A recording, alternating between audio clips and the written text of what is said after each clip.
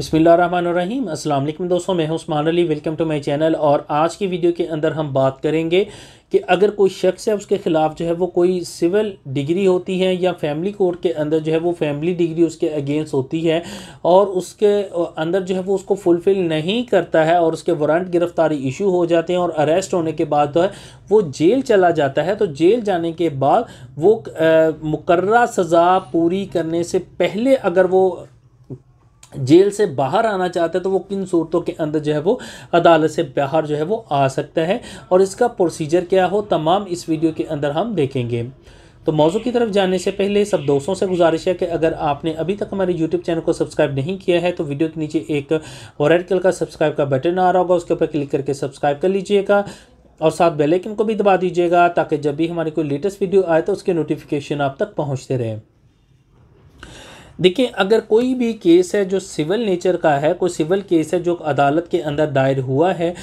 For example एक शख्स है उसने किसी से 50 लाख रुपया अमाउंट लेनी है और उसके लिए वो अदालत के अंदर केस दायर करता है और अदालत इस चीज़ को डिग्री कर देती है और वो उसके हक़ में हो जाता है और जो रिस्पोंडेंट है जिसके ख़िलाफ़ केस किया गया था उसको अदालत ऑर्डर करती है, उसके लिए खिलाफ एग्जीक्यूशन पटिशन आ जाती है। अदालत उसको ऑर्डर करती है कि आप इसकी अमाउंट जो है वो इसको अदा करें और वो उस अमाउंट को अदा नहीं करता है और उसके पास किसी भी किस्म की कोई प्रॉपर्टी भी मौजूद नहीं है जिससे वो पैसे जो हैं वो रिकवर कर लिए जाएं। तो इस सूरत के अंदर जो है वो अदालत उसको जो है वो उसके वारंट गिरफ्तारी इशू कर देती है और इसके लिए उसको अदालत जो है वो जेल में भेज देती है। अब अगर वो जेल में चला जाता है तो इस सूरत के अंदर वो अभी सज़ा इसके ऊपर जो है वो 1 साल की सज़ा है। अगर सज़ा से पहले बाहर आना चाहता है तो वो किन सूरतों में आएगा। इसी तरह से अगर फैमिली अदालत कोई केस है वो उसके ख़िलाफ़ जो है वो चाहे मेंटेनेंस का, कोई बच्चों के ख़र्चे का या बीवी के ख़र्चे का है, कोई हक महर की वापसी का है, समाजी इसकी वापसी का है, वो डिग्री हो गया है और अदालत जो है उसको कह रही कि आप इसको एग्जीक्यूट, हमारे पास एग्जीक्यूशन आई है, आप इसको आर्डर जो है इसको ओबे करें और इसकी जो भी अमाउंट बनती है आप इसको हैंड ओवर करें और वो इससे इनकार कर देता है या उसके पास अदा करने के लिए है ही नहीं है तो इस सूरत के अंदर वो जेल के अंदर अदालत उसको भेज देती है और इसके ऊपर 1 साल तक की सज़ा मौजूद 1 साल की सज़ा मौजूद है। और 1 साल की सज़ा के अंदर जो है वो पहले कैसे अब रिहा होगा। अगर जो है वो अदालत उसको वारंट गिरफ्तारी उसके इशू करती है, वो गिरफ्तार हो जाता है और अदालत उसको जो है वो जेल भेज देती है। अब इस सूरत के अंदर जब अदालत उसको गिरफ्तार करके जेल भेजती है उसके पास किसी किस्म की कोई अमाउंट नहीं है, उसके पास पैसा नहीं है कि वो अदालत के अंदर जो उसके अगेंस्ट डिग्री हुई है उसको ही अदायगी कर सके। लेकिन अगर वो उसको चाहे वो अदालत के जेल के अंदर गए हुए चाहे 1 दिन गया हुआ है, 2 दिन हुए हैं, 6 माह हुए हैं या 8 माह हुए, 9 में व्हाट्सएवर जितना भी टाइम हुआ है और सज़ा से पहले अगर उसके पास जो है वो पैसे आ जाते हैं, उसकी प्रॉपर्टी से रिकवर हो सकते हैं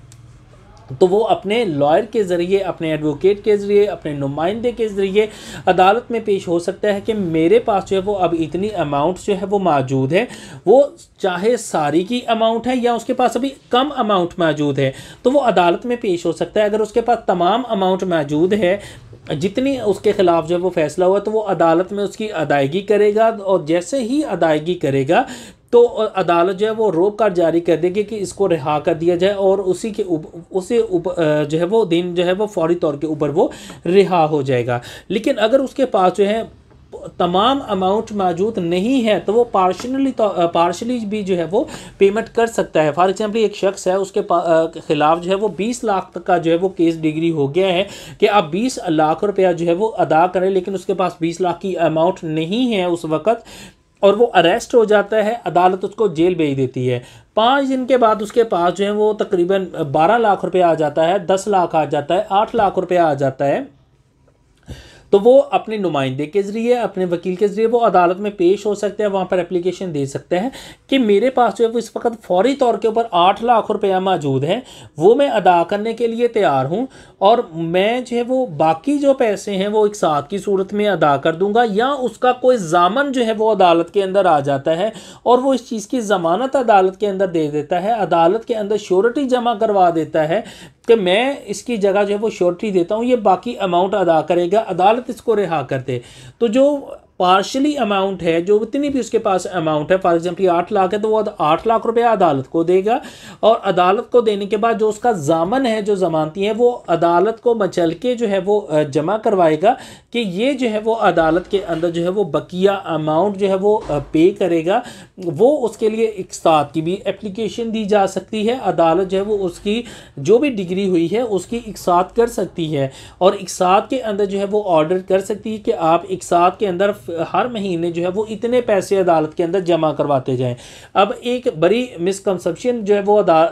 सोसाइटी में मौजूद है कि किसी के पास बेशक 1 लाख रुपया जो है डिग्री है या 1 करोड़ रुपया डिग्री हो चुका है, तो महीने का अगर मैं जाके कह देता हूं कि मैं तो 1000 रुपया दे सकता हूं, तो अदालत ऑर्डर कर देगी कि ये 1000 रुपये देना है। तो ऐसा नहीं है, ये रॉन्ग है। अदालत जो है वो देखेगी कि इसके अगेंस्ट कितनी अमाउंट मौजूद है और ये कितनी पॉसिबल वेज के अंदर जो है कितनी ज़्यादा से ज़्यादा जो है वो इसके अंदर, या इतनी रीज़नेबल जो है वो इंस्टॉलमेंट इसकी हो सकती है। जिसके हक में डिग्री हुई है, अगर वो तो इस चीज़ के ऊपर एग्री हो, चाहे 1000 रुपया ही जो है वो किस्त मौजूद है, वो एग्री करते हैं कि मुझे 1000 रुपये ये देता चला जाए, मुझे कोई इशू नहीं है, तो फिर तो अदालत कर देगी। अदरवाइज़ अदालत जो है जो इकसात करेगी वो एक रीज़नेबल अमाउंट जो है वो उसके ऊपर अदालती जो डिग्री मौजूद है, अदालती जो उसने के अगेंस्ट जो फैसला मौजूद है कि आपने इतनी अमाउंट अदा करनी है, उस अमाउंट को देखते हुए एक रीज़नेबल जो इंस्टॉलमेंट है वो लगाएगी कि आपने हर माह इतनी अदा करनी है, और उसके ऊपर जो है वो फौरी तौर के ऊपर उसको रिहा कर दिया जाएगा।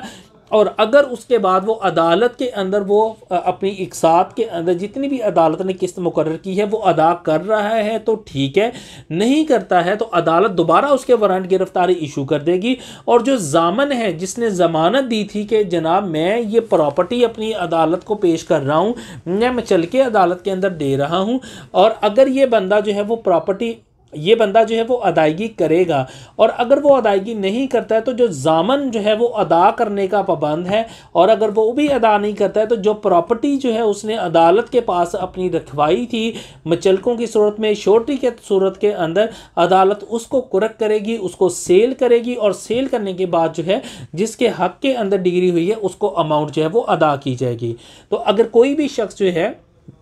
जो वो किसी भी सिविल नेचर के मैटर के अंदर किसी के अगेंस्ट डिग्री हो चुकी है और वो सज़ा जो है वो अदालत जो है वो जेल के अंदर भुगत रहा है और सज़ा मुकम्मल करने से पहले बाहर आना चाहता है, तो वो या सारी अमाउंट अदा करेगा, या अगर जो है वो उसकी पार्शली जो है वो उसकी पेमेंट करेगा, रीज़नेबल एक अमाउंट अदा करेगा, और अदालत के अंदर जो है वो श्योरिटी सबमिट करेगा, देन जो है वो उसके ऊपर जो है वो अदालत से जेल से उसको जो है वो रिलीज़ किया जा सकता है। सो इस मौजू से मुतल्लिक़ अगर आपका कोई सवाल है तो आप वीडियो के नीचे कमेंट करके पूछ सकते हैं। थैंक फॉर वॉचिंग एंड अल्लाह हाफ़िज़।